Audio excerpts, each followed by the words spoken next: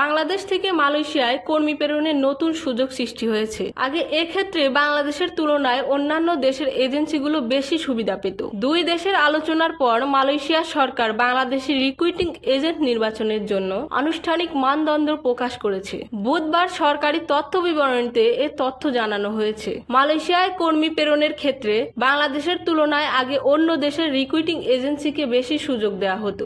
বর্তমান সরকারের পক্ষ থেকে অন্যান্য কর্মী প্রেরণকারী দেশের সঙ্গে সামঞ্জস্য ও সমতা রক্ষা করে বাংলাদেশি বৈধ লাইসেন্সধারী সব রিক্রুটিং এজেন্টকে তালিকাভুক্ত করার বিষয়ে বারবার তাগিদ দেওয়ার প্রেক্ষিতে এই সুযোগ সৃষ্টি হয়েছে। নির্ধারিত মানদণ্ড অনুযায়ী রিক্রুটিং এজেন্টদের ন্যূনতম 5 বছরের কার্যক্রম অভিজ্ঞতা, গত 5 বছরে কমপক্ষে 3000 কর্মী পাঠানোর রেকর্ড ও অন্তত 3টি দেশে কর্মী পাঠানোর অভিজ্ঞতা থাকতে হবে। এছাড়া বৈধ লাইসেন্স, সদাচরণের সনদ, প্রশিক্ষণ ও মূল্যায়ন কেন্দ্র, অন্তত 5 জন আন্তর্জাতিক নিয়োগকর্তার প্রশংসাপত্র, 10,000 বর্গফুট আয়তনের স্থায়ী অফিস এবং গন্তব্য দেশের আইন মেনে কর্মী পাঠানোর প্রমাণ থাকতে হবে।